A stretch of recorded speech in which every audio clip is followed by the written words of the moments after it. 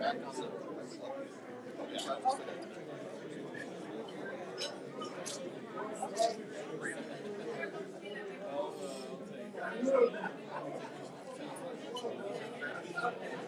see if we can find that.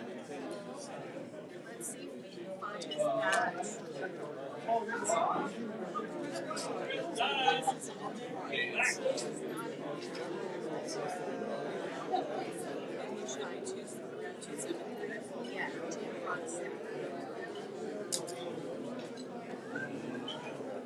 some more water for you. Yes, thank you.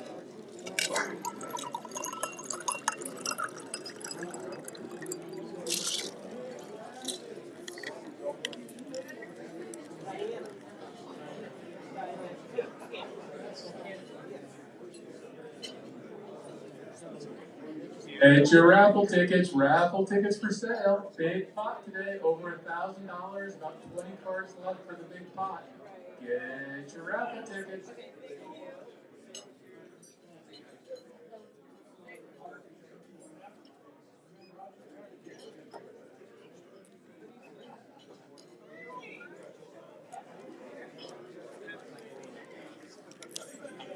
There he is.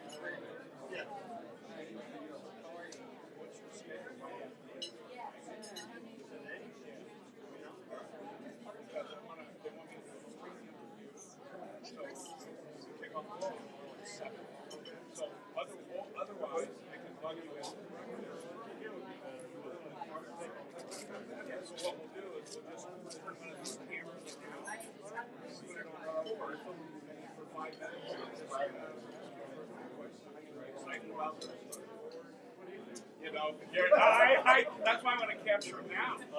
Okay? And then I'll shoot some B-roll of you tomorrow. You know, and we'll feed it in. But I'll read it different. No, that's what I'm going to do. Yeah. And do the prep and then the day up. So right after the show, let's come on over and we'll stop everything. No one called me. I went into the branch. We got to Hey, Dre. You left early last night. I was going to introduce people. You already left. Yeah, I had to birthday thing. But we'll talk about it. Go, baby. Go, big whoop. Go, big whoop. Well, I'll send them. So just prepare to get up early. Well,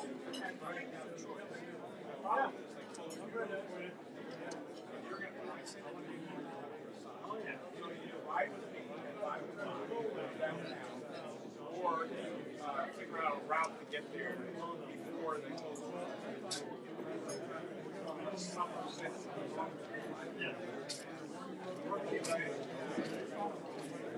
I thought it. Well, I did. Let's get to it.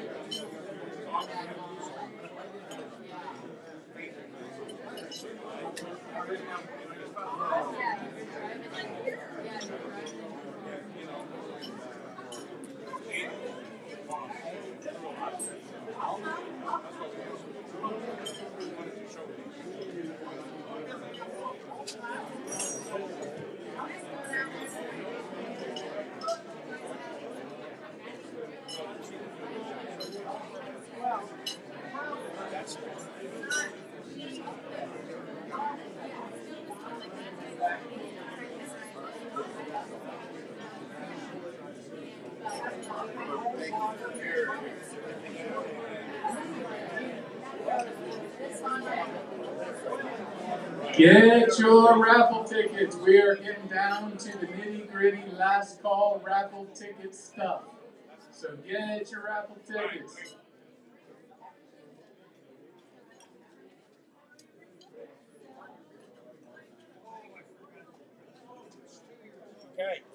All good? Okay. Oh, we should get Diane here.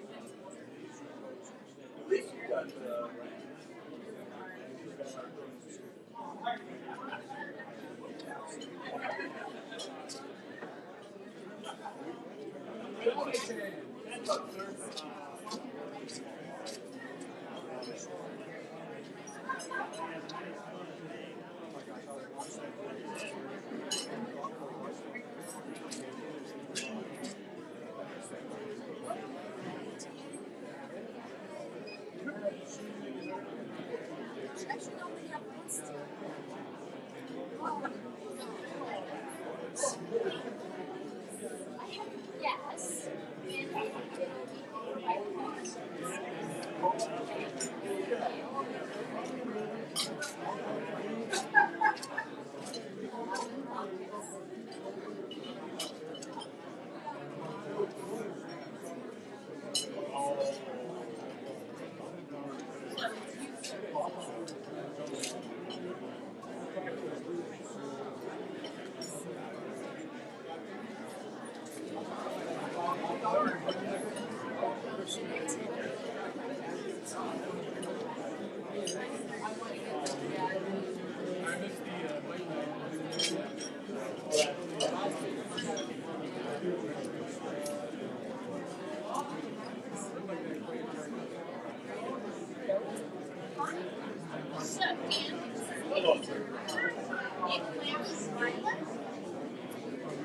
So, About ready to start a room.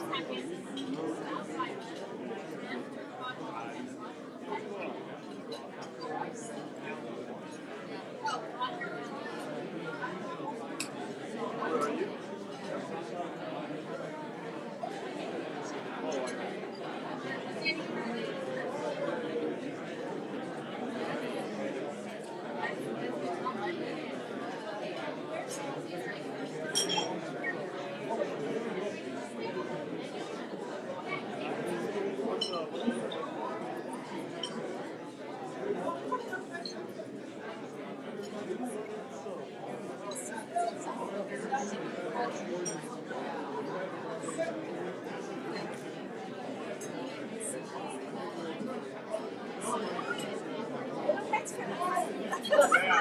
Oh, I know.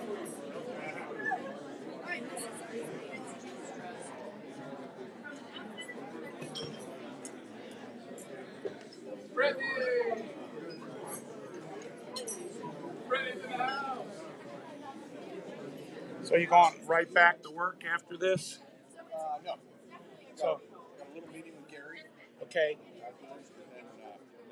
So I got to interview Chris Okay. Edwards for a radio show tomorrow with you two.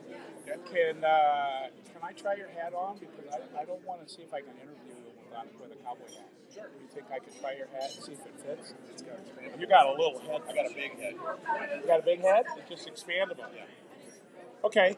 Yeah, would you mind? I mean, it'll only be for like 5 minutes. Give it to me next week. I gotta go. Okay, well, we're going to, right as this is over, we're going to go Yeah, you into can the use hallway. it. Yeah, and I got a meeting with you. Yeah, so I'll bring it back.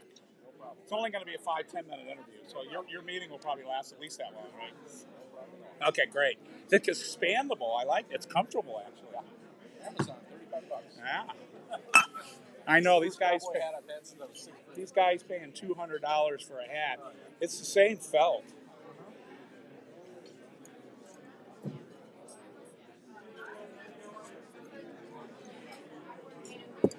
All right, we're 12:06 here. 12:06. Yeah. No, not yet. She'll ring the bell. Then you put it up. Yeah. And she'll ring it at probably about 12:15. Unless she's trying to speed it up. So I don't know. She could be speeding it up. She's looking anxious there. Nope, she's good. And now find my volume, will you? Find my volume. Just no. I think it's try the one of those. Yeah, go all the way to 0. No, it's okay. No, put that one back where it was. Try that one. Okay, you put that back to where it was. Okay, we're not going to find it that way. We're going to have to find it a different way. Okay. What's it called? That's podium. And you got the other mics. So hold on a minute. I got to plug this in. Yeah, hold on. No, it's not house. But I have to plug this in, and then I can tell which one it is. Okay. So let me put this on.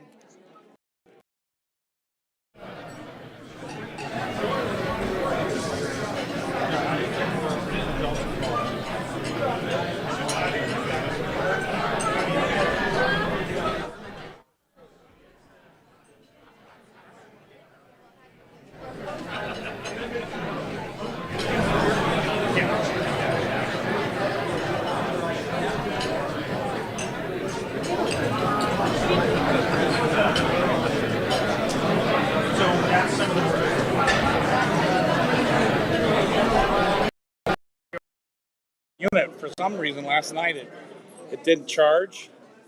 Hello there. I don't even recognize. I have a bald head. I'm hiding my bald head. That looks good. Thank you. Yeah. You know what people say? When I wear a hat like this, I look like Garth Brooks. Without a beard. Got my beard on. Well, he has a beard. That's right. He has a beard very similar to that one, actually. Have you changed the type of beard over the years? I have one. I was delivering shop towels at a garage one time. I had a baseball cap on, jacket buttoned up, chilly. Just staring at me. Just staring at me. What? Does anybody ever tell you look just like Garth Brooks? Well, a youthful. He was in his chunky stage. Yeah. We're about the same age. Yeah, but he retired very early on, then he went back. I suspect there was some medical reasons why he did that. You don't retire as a musician at 40 or whatever he was. But he came back, so. Or his wife said, if you go out there one more time, I'm divorcing you. This is the last call for raffle. He didn't want to give up his millions of dollars to his wife. Yeah, so sometimes you got to be very careful about the cables, because we bought cheap cables, and this one did not charge last night. But when I turned it in, or when I plugged it in, it had the charge thing, but it stopped, and it was only like 15% charge. So luckily, I had my little handy dandy portable charger in my computer bag, which happens to be in my car. So otherwise, we would be in real trouble. I've got a big battery if you ever need it too. It's usually in my car. A Type C. Yeah. Yeah. So I'm at 44, and I was at almost 5. Here we go. Put up the American flag. Good afternoon, Rotary. Thank you all for coming to the February 25th meeting of the Rotary Club of Tucson. We're going to get started with a new member, Benicia Kerr, is going to lead you in the pledge of the song. And while she makes her way up, I've noticed, look around, how many people here are wearing bolo ties? All right. How many of you know that the bolo tie, now is it bolo or bola? Bola. With an A. B-O-L-A. Bola. And did you know that the bolo tie is the state tie of Arizona? Hey, I didn't know that. Yeah. And did you know that Arizona is the only state with a state tie? There we go. So, Really? Wow. That's good to know. Yeah. thank you. Flag. I pledge allegiance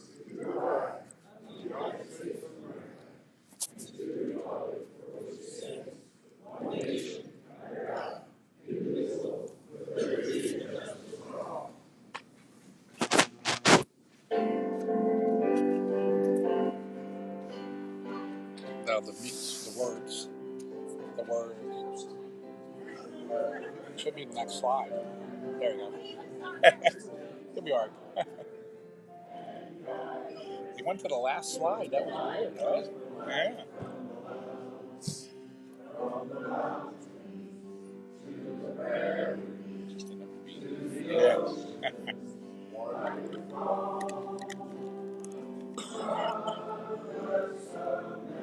Somebody's right next to a microphone. Hey, listen. I just turned down. Oh, you turned down. Okay. It was great. She was a good voice. Thank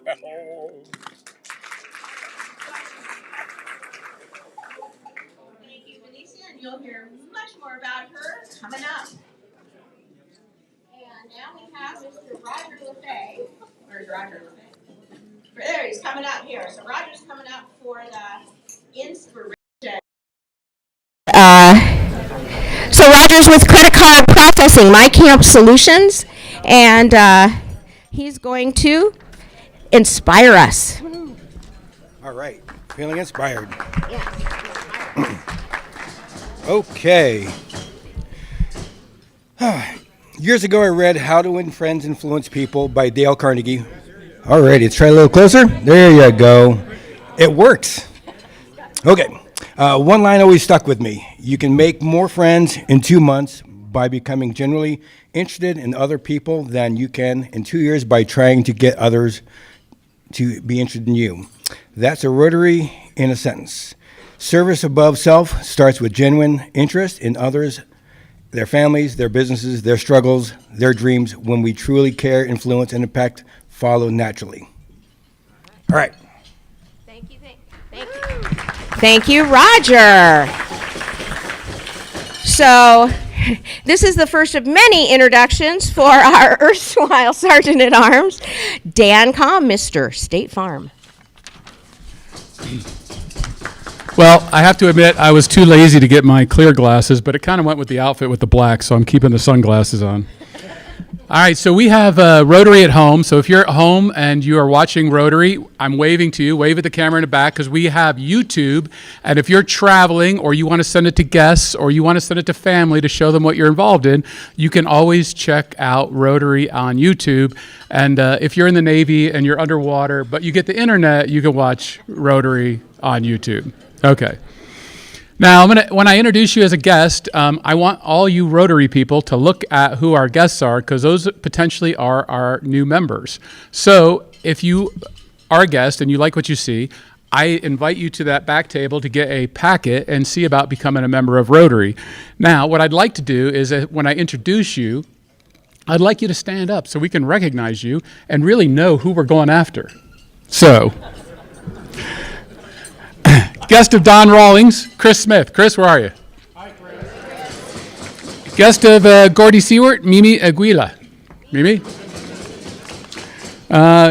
Guest of Luda Eisenman, Robbie Ponzo. Robbie? Guest of Gordy Seward again, Candace Eaton. Candace. Guest of Michael Guyman, USS Tucson, Commander Vince Bovey. Guest of Michael Guyman belongs to the commander, or maybe the other way around. Tina Bovey. Tina. Guest of Michael Guyman, Morgan Carney. Morgan. Guest of Michael Guyman, James Sant. Nice haircut, James. Good fade on that. Guest of Michael Guyman, Joseph Rivera. All right, we're moving on to page 2. Lots of guests today. Lots of hunting here. Guest of Michael Guyman, Senior Chief Marcia Rivera. Guest of Michael Guyman, William Runnelson. Guest of Michael Guyman, Andrew Steele. And finally, guest of Michael Guyman, Ben Bueller Garcia. Ben? Guest of Greg Durman, Jared Sarin. Hey, Jared. All right. Guest of Greg Durnan, Mel Saran. Mel? Guest of Roger LaFay, Philip Williams. Philip? Guest of Luda Eisenman. Here we go. I'm going to mess this up. I apologize in advance. Mira Yazgiri.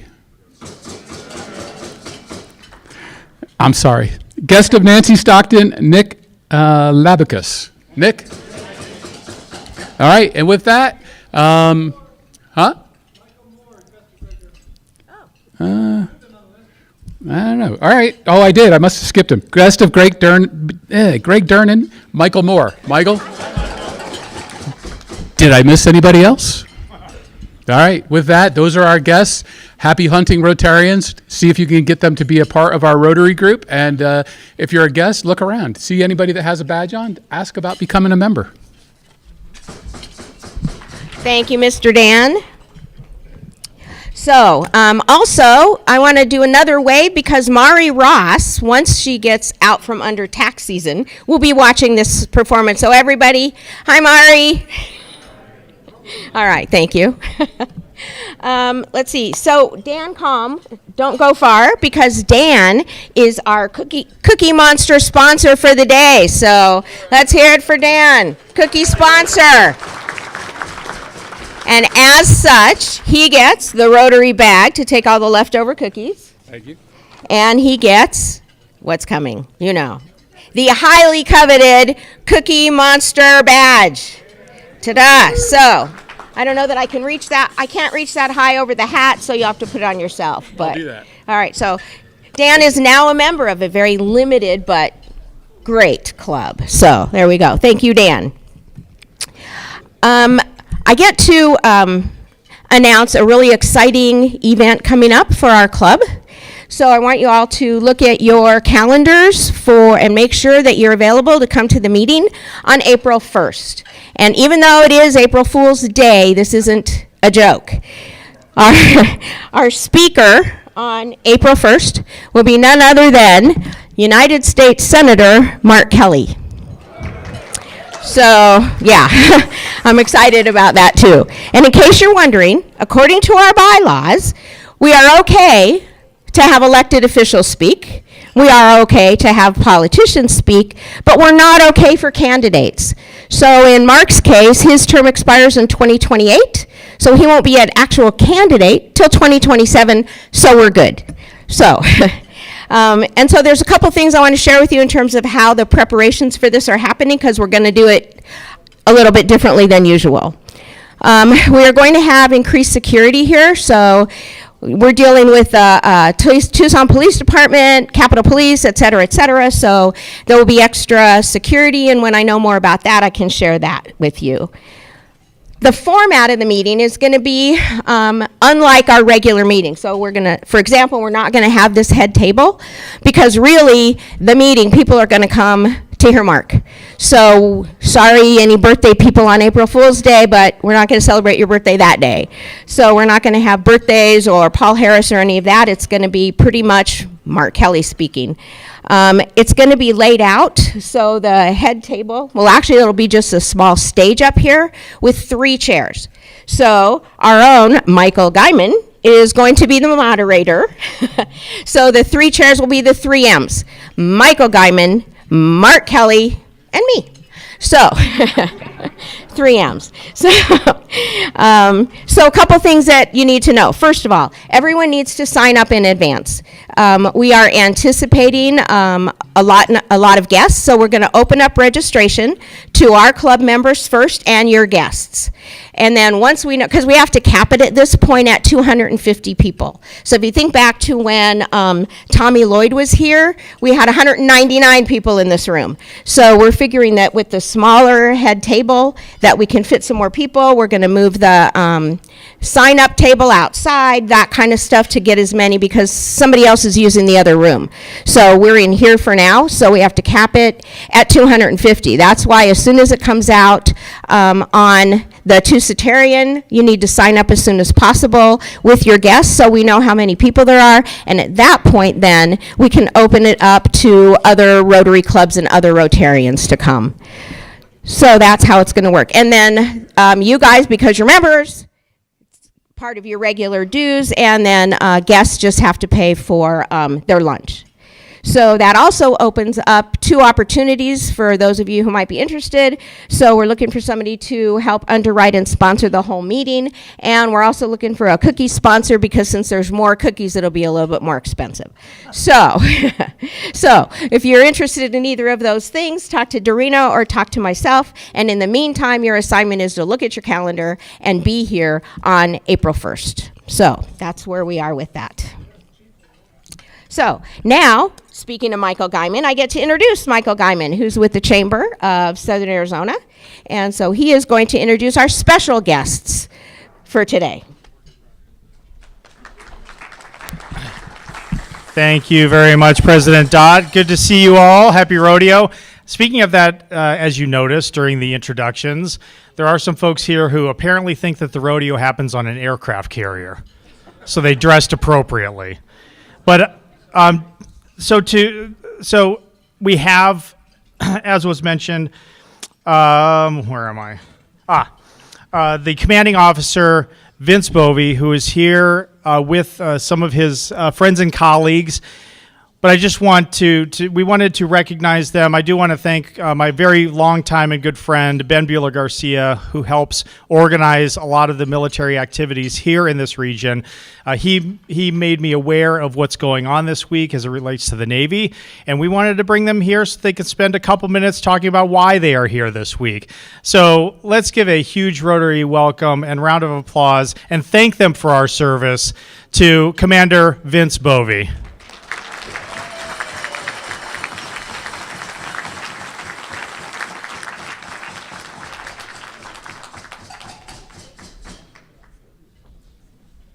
Hey, good afternoon, Tucson. So my name is Commander Vince Bovey. I'm the commanding officer of the USS Tucson, which is a Los Angeles-class submarine, homeported in Pearl Harbor, Hawaii. So arguably a little bit warmer weather, a little bit more moisture, but we're having a great time out here in Tucson. Super important for us to come out. I've been on 5 different submarines. Tucson has the best commissioning committee that's been with the boat since it was commissioned back in 1994. And when I showed up here, they were there for the change of command. Just a great relationship, and this is something that we continue. Tucson is all throughout our ship. We have Tucson street signs. We have Tucson PD. I mean, you name it. We use your bear down from U of A is our war cry. That's heard probably 75 times a day. So it's just a great opportunity for us to come back to the city that our namesake is after. Ben's been great for us. I mean, he's trucking us all over the place. We'll be in the parade tomorrow. We've been to Raytheon, Sargent. We visited some local high schools, an elementary school. Got a full agenda, but we're really super happy to be here. On a side note, I was a junior Rotarian 27 years ago when I was in high school, and when I, sitting in this meeting, it's been 25 years since I've been to one, so taking notes on that of, man, we should find that in Honolulu, Tina. But just a great organization that really set me up for kind of this ideals of service and giving back to the country. And here I am 19 years later, still serving the United States and hopefully for another decade or so more. But great organization, can't say enough about it, and happy I had the opportunity to talk to you. Thank you so much.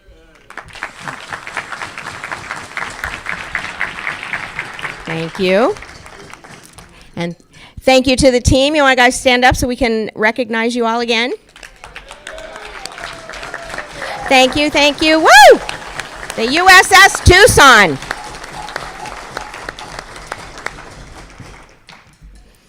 Okay. That was fun. So now again, I get to introduce Michael Guyman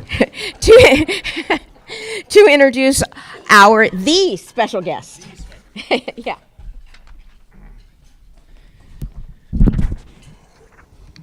Thank you again, President Dodd. Okay, so as I usually do, I open these up with a joke that I got from ChatGPT, but I'm not going to do that this month. At least I wasn't going to do that. I wasn't going to do that this month until Curtis came up to me and said, I really love those jokes. Thank you, Curtis. So please welcome the CEO of Tucson's Art Museum, the only person who can convince us that what we thought was a sun-bleached sign on Speedway is actually a powerful commentary on desert modernism. Please welcome the CEO of Tucson's Art Museum, helping all of us finally feel sophisticated about the abstract art we've been nodding at for years. I actually thought that was cute. So Annie is a great friend of mine. She's been a great member of this community for many years, but she did, and she'll talk a little bit more about her connection with Tucson, but she was on the leadership team of the Museum of Contemporary Art in Chicago. She also was at one point the director of our very own at the University of Arizona Center for Creative Photography. So she has a great wealth of knowledge in the art world, and we are very, very happy that she is here leading our Tucson Museum of Art. Something that you may not know about her, and probably don't know about her, she actually grew up in Korea. So she might talk a little bit about, no, maybe not. But I just also want to mention, so myself, Larry Adamson, who's of course here today, we are both on the Board of Trustees, and Annie, it's been 7 months? 9 months. I was close. 9 months. And in those 9 months, we had very challenging conversations about the financial status of the museum. But I can tell you that in those 9 months, we have actually, because of our focus, as any board should be, on fiscal responsibility, we have eradicated a $1 million deficit. So hats off to Annie, hats off to her awesome team, hats off to my fellow members of the Board of Trustees. And she is just a great, wonderful person who is now leading our Tucson Museum of Art. So again, let's please give a very warm Rotary welcome to our very own Annie Breckenridge Barrett.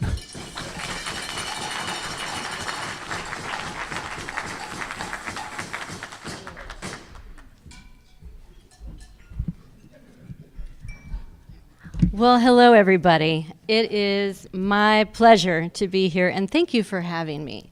A special shout out to Michael Guyman. I'm just going to say that over and over again because that's all we're doing today, right? Who is, as he said, on the board and an incredible ambassador for the arts and culture in Tucson. So if you've been to the museum, you know I always start with gratitude. It's not about me. It's about our museum. It's about our institutions. And so just to start out, I lead from an institutional agenda, not a personal one. So I thought I'd start out with a little bit about me. And then the more I thought about it, it might be helpful for you to hear why I love Tucson and why I love the Tucson Museum of Art. I've been in Tucson for 23 years, minus 5 for a stint in Chicago to brave winter. My kids are third generation. My husband was born and raised here. His father was born and raised here. And, you know, my son is 21 and he goes to that other school. And wasn't last night's first half just, whoa, let's not even talk about it. But we came out of it okay. But at that school, he is born and raised here. He is a Wildcat fan through and through, so he is hazed twice a week as he roots for this basketball team. So I have to offer that up. My professional life has been centered on arts and culture, higher education, nonprofit leadership, and a stint with legal practice. So I have all of those degrees. And I'm one of the fortunate ones that gets to marry that skill set.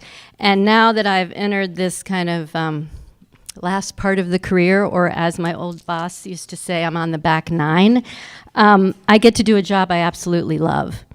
And I came to the Tucson Museum of Art and Historic Block, and we call that the TMA, about 9 months ago, and we have been embarking on the most exciting journey together. And I'm excited to share with you all things TMA today, because our North Star is serving our community and being a part of this place.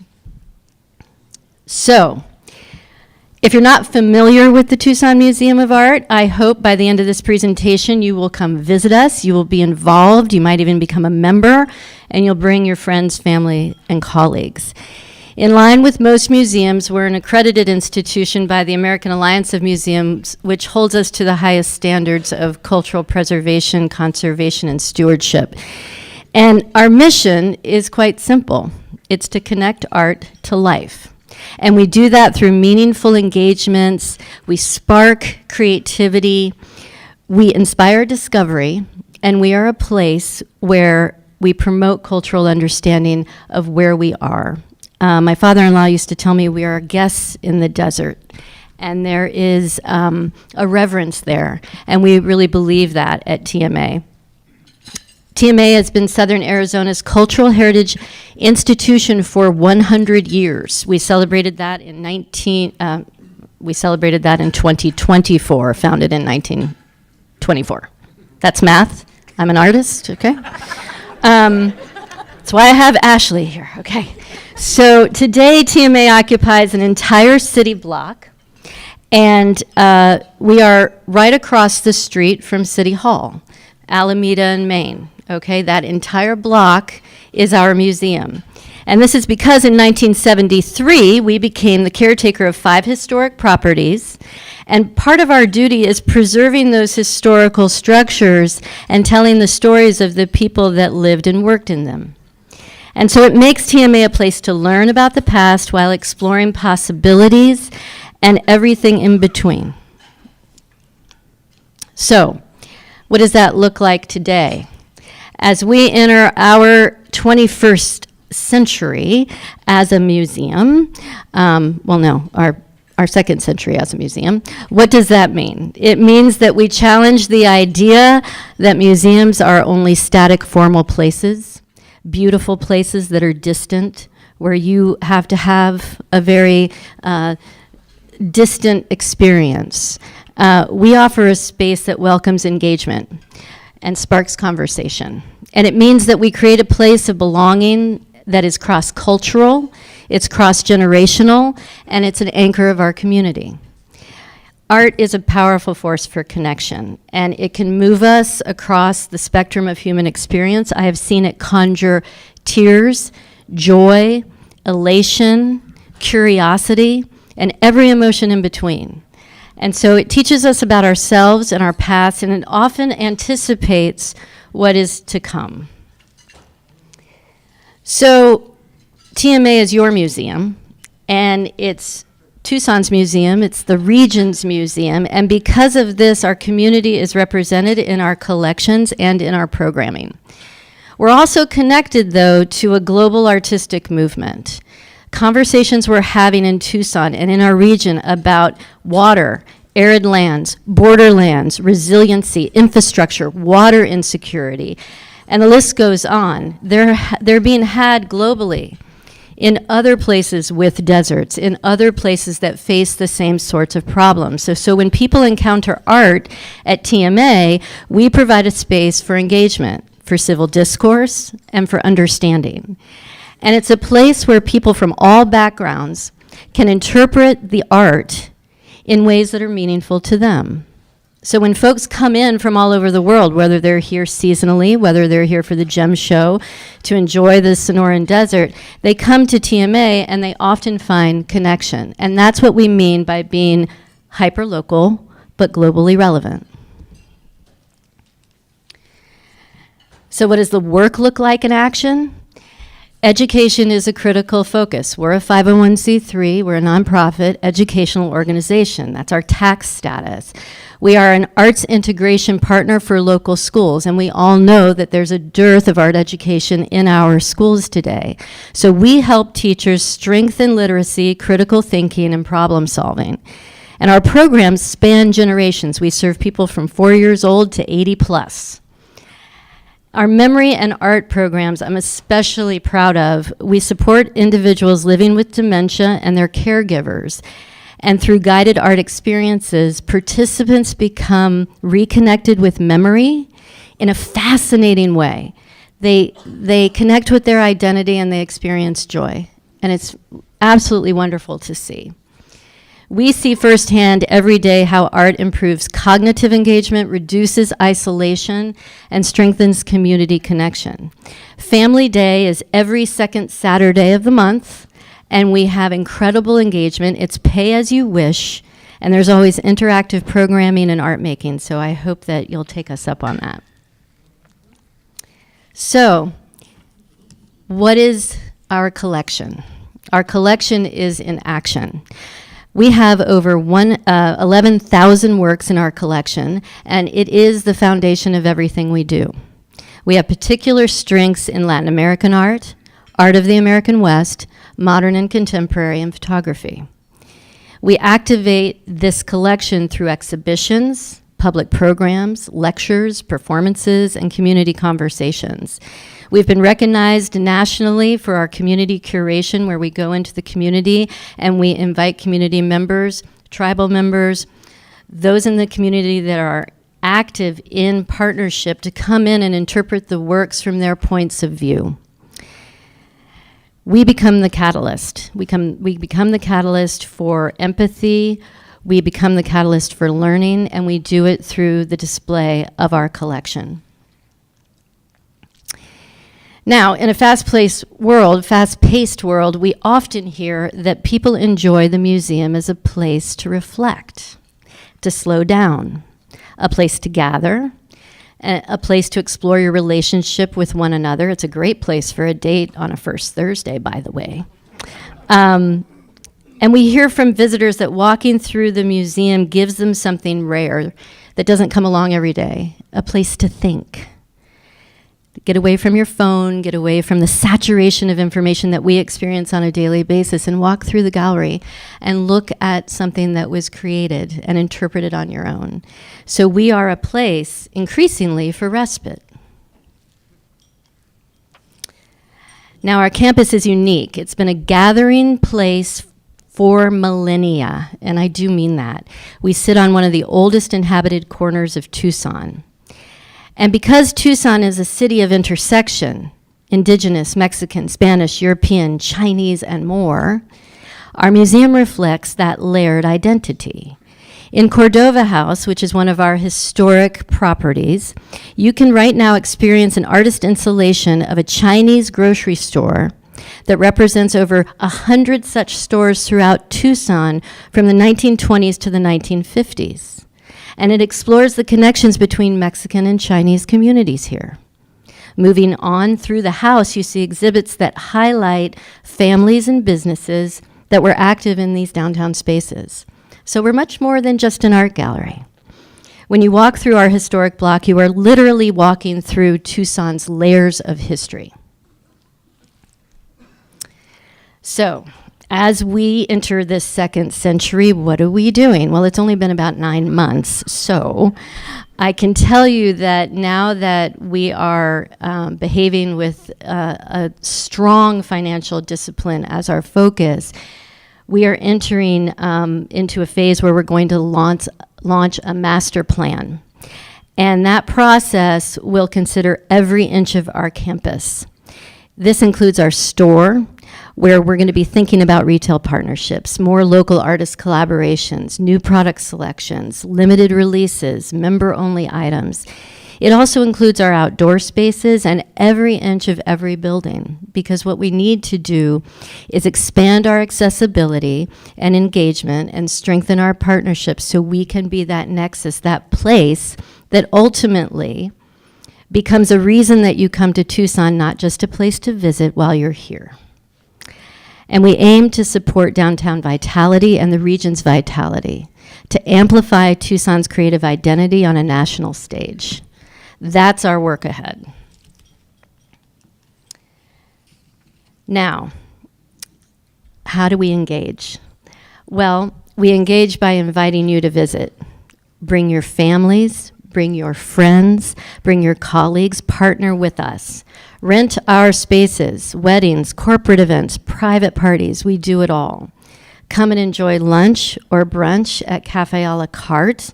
Perfect place for a mimosa or a mocktail, and then you can enjoy the museum. And I have to push our masquerade ball, which is on April 11th, and my wonderful colleague Ashley LaRussa is here with a lot of information about that. It's our biggest fundraiser of the year, and we invite everyone to come. You know, our civic institutions are strongest when community invests in them, not just financially, but personally. And this is your museum. It's our museum. It's not an ivory tower. It's grounded in community, and its focus is on you. We reflect Tucson. We serve Tucson. And in our next century, we will not simply display art, but we will strengthen our community. So please ask us questions. We've brought a lot of information. We'd love to see you at the museum, and I'm deeply grateful for the opportunity to speak with you today.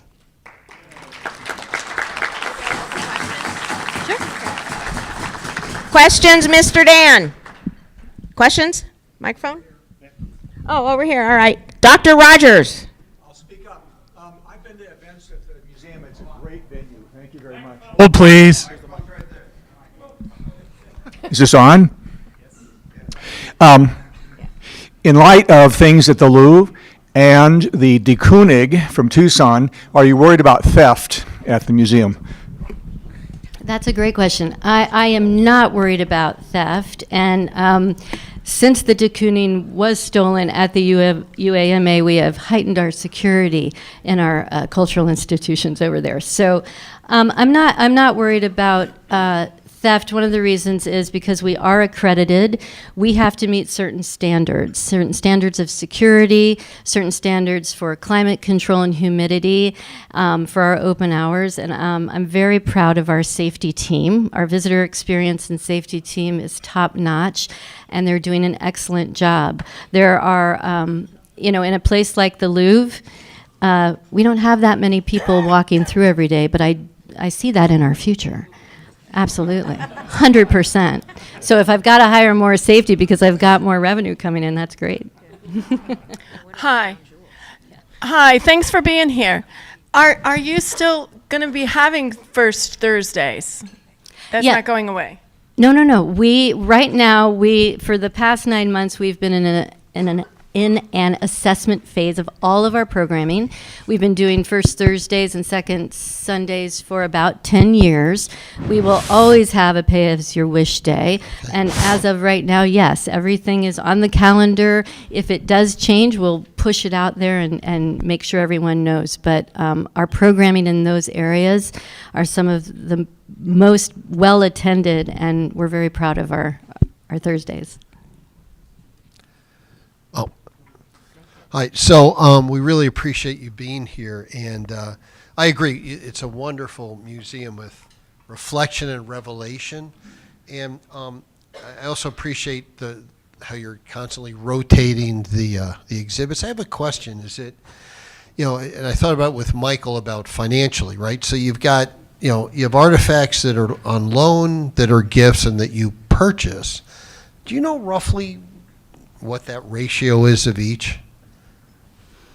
That are on loan that we... Well, some are on loan, some are gifts, and some you purchase. And I'm just kind of wondering roughly what that breakout is. Well, on loan, we have the on loan portion is mainly in our Kasser wing, and it doesn't exceed, I wouldn't think it would exceed 10%, but I can get back to you on that. As far as what we purchase and what is gifted, that is always, you can access that on our annual report. We have a collections committee. Again, because we're accredited, everything needs to go through our collections committee, and we can only use dedicated and restricted dollars, which is my policy right now, to acquire art. I'll go more 50,000 feet with you and talk about the fact that institutions all over the world right now are wrestling with their age and their life cycle. If you're a 100-year-old institution, when you turned 50, you weren't worried about acquiring art because you had plenty of place to store it. Now institutions across the country, and this is a big conversation in our field, are talking quite a bit about, are we becoming storage facilities? Should we take everything? And so what we're doing at the museum since my arrival is we're looking to redraft our strategic acquisition plan. So what we're doing is we're looking at all of our collections, seeing where the gaps are, seeing where we need to be representative, seeing where we have way too much duplication, and really focusing in on how we can grow this collection through gifts, through acquisitions in a way that makes it, that raises the caliber of what you see based on what we collect. Diana. Thank you for that, Annie. If you have 11,000 pieces of art, how many are you showing at one time? Not enough, which is why we're doing a master plan. There's an issue with space and storage.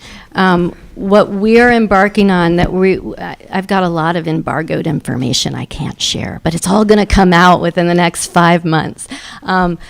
Again, I'll say that I've been reassessing the collection, building a team in the last 9 months to take a look at what is on view, how those pieces have been rotated. I will share that our collections need to be more in conversation with one another.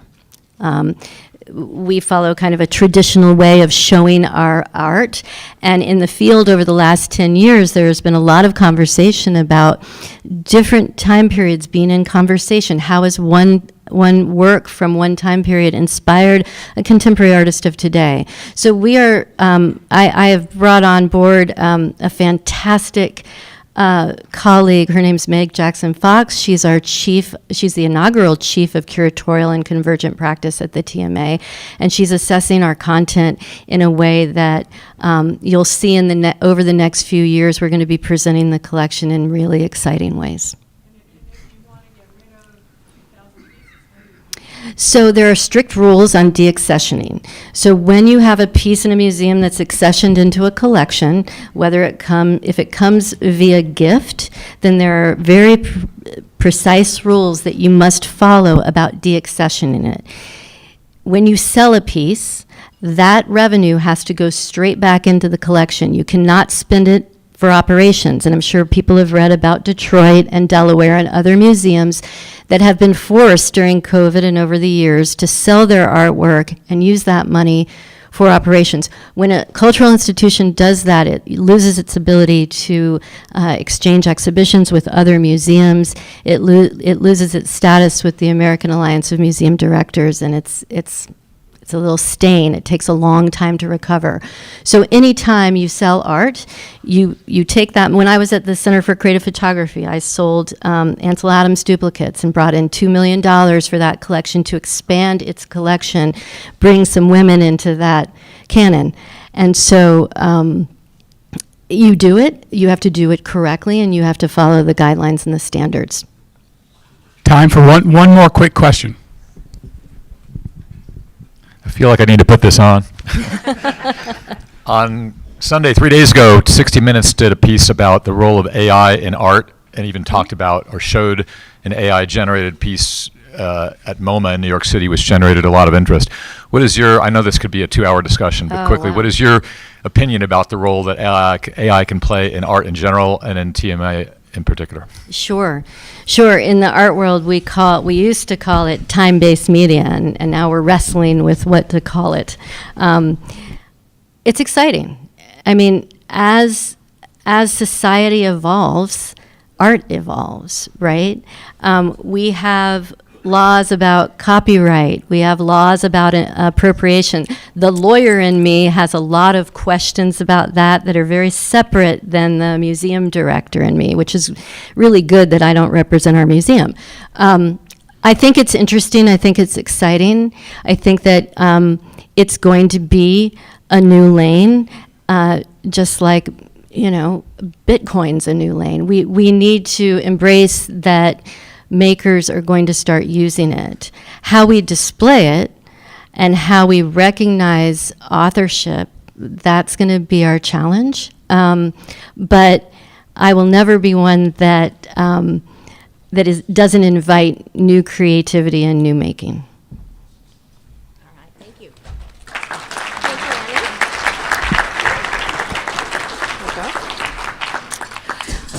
Our Rotary Club is very invested in children's literacy, so we ask our speakers, including Annie today, to sign this book that we'll put in our Make Way for Books library. And this book is called Museum ABCs, and it is from the Metropolitan, from the Met. So Annie has graciously agreed to sign it for us. Thank you, thank you. Birthdays, we have 4 today. So starting with Miss Brittany Battle, whose birthday was January 29th. She is on our board. She was one of our Senegal travelers. She's a rising star on Broadway, or at least Tucson's version of Broadway. And she now works for the Tucson Girls Chorus. So help me wish happy birthday to Brittany. Woo. One of the things they ask you when it's your birthday is, how did you know when you were a Rotarian? And honestly, I would say I knew I was a Rotarian when I experienced grief and I needed you. You were there. I might have joked before grief and said I knew I was a Rotarian when I could come in and I could say everyone's names, like, hey Chris, hey Larry, Carrie, Mary, Chuck, Hugh, but it was really when, life knocked me down. And I needed you guys to pick me up. And there's so many examples of you guys doing that, from Chris giving me a microphone and helping me find my voice. Chris Edwards helped me bring joy to my kids one day when I just couldn't do it on my own, Took the kids to the game and let us buy all kinds of hats and gear, and they felt joy. Mitch painstakingly has mentored me. That might be the worst part of Rotary, if you asked me. I lost my job, and I wasn't embarrassed to tell you guys, and there were so many people like Diana and Larry, and so many people like Mark and others that called me and asked who I was and what I needed and where they could provide support. So the reality is I've probably always been a Rotarian, I just didn't know it. So if you're a member or a prospective member, you're probably also a Rotarian, you just don't know it yet, and you need people to remind you. So there's my birthday minute. I'm going to steal an extra 30 seconds, if I may, as a board member, just to share a few things. I know can I sneak that card in? Also, I will say I'm donating. As something we always do. When it's your birthday, it's kind of a thing we like to gift. So instead of donating a check, I'm going to donate online. I know Doreen loves it when we donate online, so I'm going to do that. Board member hat that I will put on really quickly. Looks like this. I'm trying to assemble a marketing team, okay? I can't do it by myself, and I don't have to, and as a Rotarian, you never have to do anything alone, and so I'm looking for a team. Social media, Adam's been helping me out. He's been rocking it. Cindy has been helping in the car show, but I know she's wanting to pass the torch. And, this isn't a perfect committee. I don't know. I've never done this. Let's create a committee. If you're avoiding eye contact right now, you're probably not part of this committee. Okay? It's those that are excited about putting a spark into public relations. Let's really showcase our impact, who we are, how much fun we have together, and the heart of what we do, the history of our committee, of our club, how much we put service above self, and how we do incredible service projects. So I need to assemble a team. Is it you? Find me if it is. Thank you. I will say, hello. That was really 47 seconds, but it's okay. Especially since one of the things Brittany? that I didn't know about Brittany is that she is the great-granddaughter of the Western artist Zane Grey. How cool is that? She inherited a handful of first edition books that he dedicated to his wife, including Riders of the Purple Sage.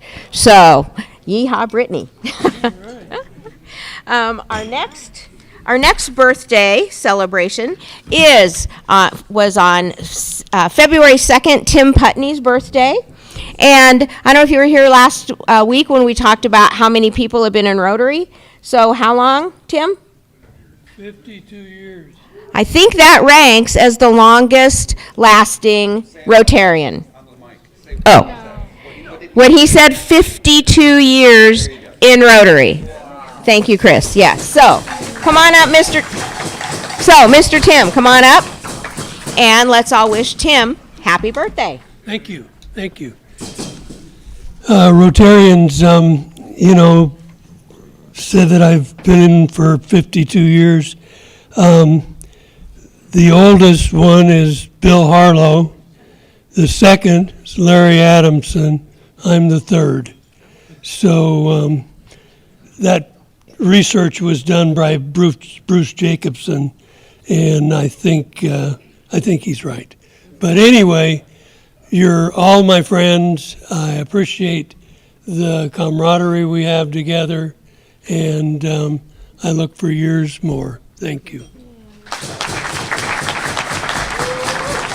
Thank you, Tim. I think that makes him an official OF, right? Old fart, right? Okay. Dan Calm is our next birthday boy, and he's with State Farm. And he says when he was a kid, when he was 12, his dad took him and his brother to a reading lab in Hightown, New Jersey, where he learned to speed read. They were developing machines for the military, and he learned to read at 1,600 words per minute with 95% comprehension. So the question is, that was when he was 12. How does that work for you today? Dan. Well, thank you all. I won't be long because I've been up here way too much as it is, but I would like to say, Mike Schulte, damn you, multi-year passive recruitment, but I finally got in, so thank you, Mike, for making that happen. And Bruce Tunzi, thank you for being my mentor. And to all you all, you're like my family, and I thank you all. This means a lot to me. This is a great club and a lot of fun and just a really good place to be. Thank you, Mr. Dan. And last but certainly not least, because his birthday is today, Ken Light. Ken Light. Now, so something that people really might not know is that Ken will be part of the United States delegation competing in the International Golf Fellowship of Rotarians Nations Cup tournament in Morocco in May. So, way to go. Ken Light. Thank you. She exaggerates slightly. My birthday was yesterday. I'm now moving on. So, I want to thank Drew Vactor for bringing me into this club. And I was feeling really good about this. It was 35 years ago. I feel like a mere child next to Tim. Or Larry or whoever. Anyway, I've had a great time meeting friends and great times and hopefully contributing some time and resources to making our community a better place for our kids and our grandchildren and our great-grandchildren. And on this momentous occasion commemorating the anniversary of my birth, and in light of the recently completed Winter Olympics, I want to leave you with a few words from Teddy Roosevelt, which I believe also reflects the high ideals of Rotary.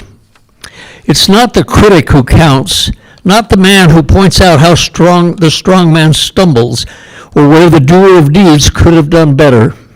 The credit belongs to the man who is actually in the arena, whose face is marred by dust and sweat and blood, who strives valiantly, who errs, who comes short again and again, because there really is no effort without error and shortcoming, but who does actually strive to do the deeds, who knows the great enthusiasms, the great devotions, who spends himself in a worthy cause, who at best knows in the end the triumph of high achievement, and at the worst, if he fails, at least he fails while daring greatly, so that his place shall never be with those cold and timid souls who neither know victory nor defeat. President Todd, I have a check for Rotary International and Polio Plus. Thank you. Thank you, Mr. Ken. And happy birthday yesterday. We're just spreading the birthday love here, so. Now, a fun thing, introduction of a new member. So, Mr. Mark Irvin is going to come up, and he's going to introduce our newest member. Mark's in commercial real estate, and I have to thank him for my lovely hat. He brought it back for me from the Rotary International Conference in Calgary last summer. So, thank you, Mark. Like the hat, so we like Mark, so come on up. Eventually here. All right.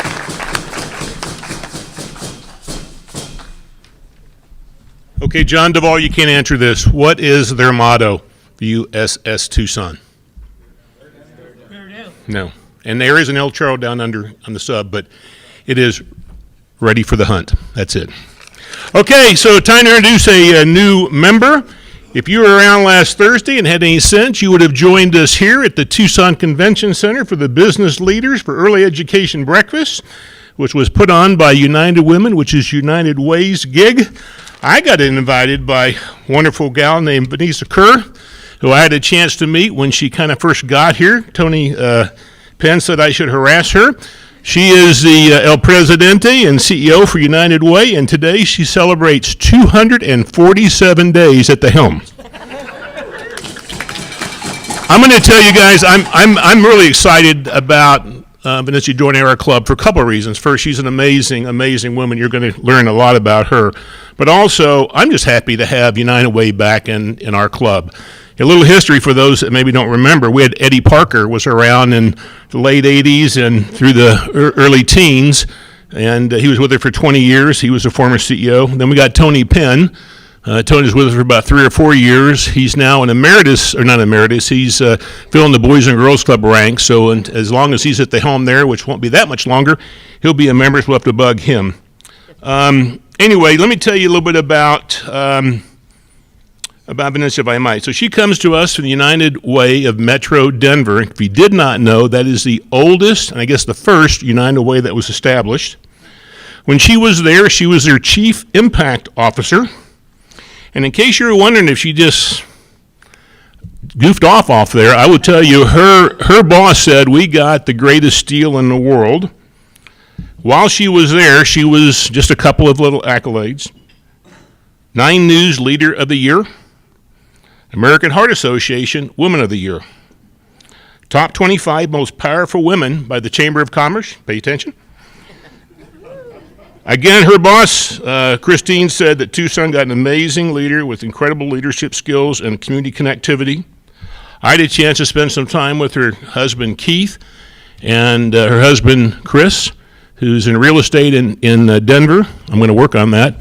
Without further ado, say hi to Vincentia. Oh yeah, Keith, I'm sorry. No, I only have one husband. One husband, Kevin, and a son, Chris. Yeah. It's okay. It's good. It's good. So, what am I supposed to do? Just say hi and thank you. Oh, wonderful. You know, I've been to a meeting before. Of course, I came to a few visiting when I first got here to Tucson. And it's been a couple of months since I've been here, but now I'm here as a member, as all of you know. And the interesting thing about this is as I'm coming in, I'm like, what am I supposed to be doing? What am I supposed to be? Because last time I was just watching. So now I've been up here at the podium twice. And I have to say that the reason why I decided to join this organization was for a couple of reasons. One, the people here were so welcoming and so amazing. And I really felt at home when I came to the first meeting, and when I came to the second one, I was like, okay, was this just, by chance? But in reality, it was something that I experienced over and over again when I came. I think I've been 2 or 3 times. So I want to say first that this is the most amazing group of people, and I thank you for welcoming me. The second reason why I'm here and decided to join was because this organization and the commitment that you have to service is something that is near and dear to my heart. The work that I do on a daily basis, I do it because I love it. I love serving the community. When I left the corporate sector after 20 years, I knew that I wanted to spend the last half of my career dedicating my time to people and to communities to serve. And I know that that's what this organization is about. And so I'm thrilled to be here and be a part of this group and have the opportunity to get to know all of you. So you will see me more. I look forward to working with you. And thank you very much for the warm welcome.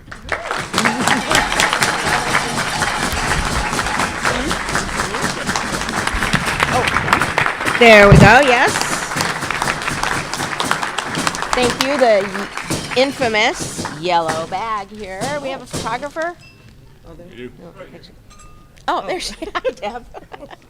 Oh, here, scoot over this way. There we go. A little bit. Okay, thank you. I know. I know. And much as it pains me to admit that Mark Irvin is correct, the Women United breakfast last week was awesome. There was 800 people here supporting the concept of early childhood education through the United Way. So they really do a good job. So thank you to Benicia and thank you to the United Way. Okay, and next, do I really need to introduce him again? All right, Dan. All right, so we have the normal raffle, and the small pot's $120. The big pot's about just short of $1,200. But before we do that, we have a membership to the Tucson Museum of Art. So the first ticket we're going to pull is to give. It's a year-long membership. That's correct. All right. And it's for 2 people. Yes, dual or family. And it's all the coffee you can drink at the no. We can work on all. Oh, we can work on all that. Okay. I need you to pull a ticket.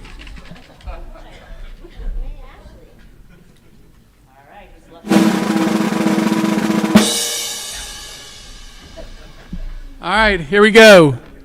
307 354. 307 354.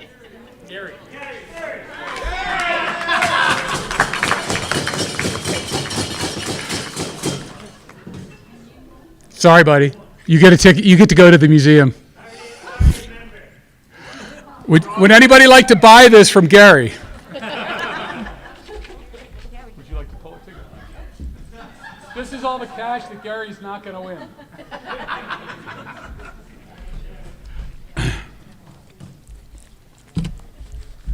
Hey, Gary, this is what it looks like. 307 341. There you go. All right. Now, let's see if you win the big pot. I'm going to let Dot do it because, she looks good today with that hat all. All right. You did not win the big pot, but you won the small pot. And with that, we need help. So tomorrow, our illustrious Chris Edwards is going to lead the rodeo parade.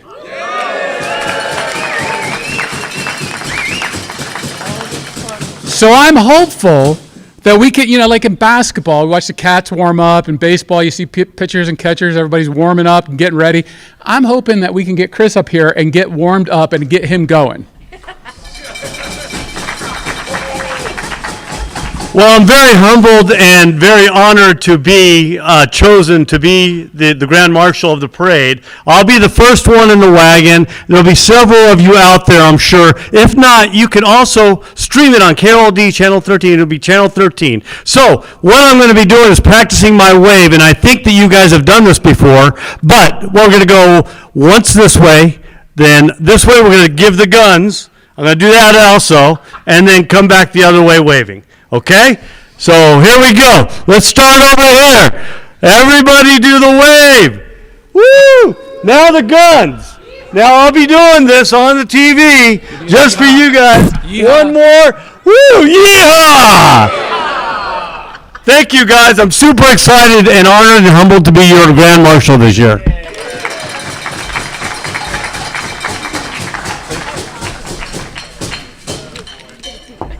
Way to go, Dan. Way to go, Chris. Way to go, Brittany. I don't know if you remember, but a couple weeks ago, we announced that we had donated $4,000 from our club to the Kino Club for their global grant in Kenya. Remember all that? Well, I got a lot of feedback from people thinking not only was it a very cool thing that we did, but people were not aware of where our money goes.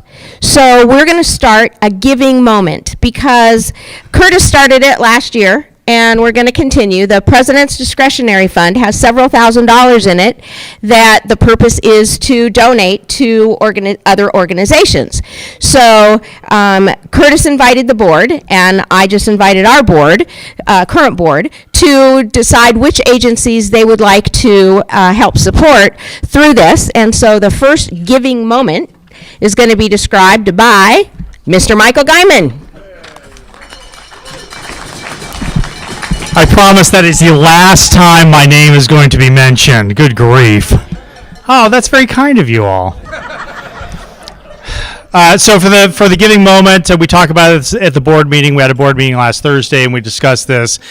And so my giving moment is my discretionary fund, and we voted on this, is going to go to none other than the Tucson Museum of Art. So congratulations, TMA. We appreciate everything you do for our community, and thank you for all you do. And thank you to Rotary, because when you guys give checks for birthdays or whatever reason, or donate in other ways to Rotary, that money does get distributed throughout the community, and we're just going to share that with you when it happens. So thank you, Michael, for coming up with the TMA as the idea, and thank you, Rotary, for your contributions, because that's making it possible. So it's very exciting. So we have a lot of other announcements and activities. So there you go. There's our list of projects and events. And the top one is the Golf Fellowship, and Ken's going to the international one, right? So, let's see, there's another, let's see, we have red badge selfies next. So we have, there we go, red badge selfies. So on the left, well, you can see a trend here. We got Bob Morkin, and Mike Kosis, and Carrie Benjamin. And then we also have Bob Morkin, Ralph Phillips, and Pat Randalls, new member. There's Pat over there. Wave. Say hi to everybody. He'll get introduced shortly. Well, shortly in another meeting. And then on the left we have Carrie Benjamin and Gordy Seward, and then we have Gary Olson, Dan Guerre, and Carrie Benjamin. So hello, everyone. And so red badge selfies, our new members are red badges. So if you see somebody with a red badge, go take a picture of them with yourself, and we can put you up here and say welcome. All right. We have a new service project that we're going to be working on, and it is for an organization known as Western Winds Senior Apartments. And so there's flyers on your table that has a list of things that they need, but mainly personal items, cleaning supplies, that sort of thing, puzzles and books, that kind of stuff. And so on our March 18th meeting, so please bring all kinds of things that you want to donate to the Western Winds, and Jim Murphy is helping to organize that. And so bring all your stuff here, and he'll get it out and get it over there. So thank you to Jim, and thank you guys in advance for all the cool stuff that you're going to bring. Okay, and where's Roger? There we go. Roger LaFay has a Happy Jackson for us. All right. We've got our second annual. Oh, hey, thank you. Man, that surprised me. All of a sudden, I was echoing. Okay, Roger LaFay from MyCamp. We're doing our second annual golf tournament for an organization called Desert Crown Theater Company. It's a children's theater company out in Vail and Coronado, Tucson, and Rita Ranch area. It services kids from elementary school through high school. There's not a lot for them to do in those areas except for the high schoolers. And we're playing out at Sewelo, so we're looking for some more golfers and some more sponsors. Last year we had 6 Rotarians. This year I'd like to see 12. So that'd be great if you guys could step up and do that with us. I'm the title sponsor, so MyCamp Solutions, our program MyCamp Cares, we're donating 20% of all the revenue we generate from the golf tournament back to the Desert Crown Theater Company. So if you want to join us and come out and play at Sewelo, which is probably more expensive than the $165 a round anyway, you're going to get a discount, and you'll get to do a good thing for a nice organization. Okay? So I've got some flyers at the front and some here if you want to come out and help us out. And last year we had a few great sponsors. Chris was very kind last year. Really appreciate it. Thank you very much. Okay, thank you. Thank you, Roger. So We have cups on the tables here so that you can contribute to the U of A and Pima scholarships. And they have a little QR code on the side so you can do it all online. Or if you prefer, give a check to Dorina. What's she waving at me? Yeah, they're coming next. So I just didn't want to forget this like I did one time. So Alan Schroep and Dan Kalm are going to come up. There they are, and talk about membership for a minute or a minute and a half. Or maybe 2 minutes. So last week we talked about how long members have been in the club, 20 years, 30 years, 40 years, 50 years, right? And a key to that has been engagement. They've gotten involved. Well, Brittany gave you a great opportunity. There's an example of a committee that's looking for some help. I encourage you to reach out to your mentor or reach out to Brittany, get involved. Now, I want you to think about when you leave a meeting, or you leave a service project, you leave a fellowship, what is the feeling you have? As you're thinking about that feeling, use that to then reach out to people that you think might want that same feeling. Ask them to come join us. Ask them to check it out and bring them here to the meeting. Thank you. All right. I got one more. All right, Dan, go for it. Hello, I'm Nicholas. I attended RILA, and I just wanted to share a little memorable moment that we had at RILA. It was during our lunchroom. We connect a lot during RILA, and I thought it was very memorable. In a very short period of time, we connected with each other. And one more thing, bear down. All right. So thank you. RILA stands for the Rotary Youth Leadership Academy. So thank you for going, and we sponsor, 12 people, Jason? 12, we sponsored 12 students to go to RILA. So some of them were our own, and some were from other clubs who couldn't afford to send them, so we did. So thank you, Jason. Thank you, RILA. Thank you, Nicholas. And, of course, Nancy Stockton. Sorry. Thank you, Nancy Stockton. Did an awesome job of organizing all of that, so thank you. So, thank you, everyone, and happy birthday to Brittany, Tim, Dan, and Ken. Thank you. Thank you to Ann for speaking us today about the Tucson Museum of Art, and thank you, Michael Guyman, for arranging it. Couldn't resist. Thank you to Cookie Monster Dan Kalm for today, and State Farm Insurance. Thank you, Dan and State Farm. Welcome to Venetia. There she is over there. And glad, they're gone, but thank you to the servicemen and women of the USS Tucson. And next week, we'll be meeting right back here. Our speaker is Mickey Peterson, who's going to be talking about Tucson youth music. So that should be very interesting and fun. And Roger's going to do our closing. Okay, here we go. Is done? Try this one. Hello? Okay. There we go. All right. May we live as long as we want and never want as long as we live. May our hands be busy serving and our excuses few and far between. To Rotary and to doing good without keeping score. Slange. Thank you, everyone. We're adjourned.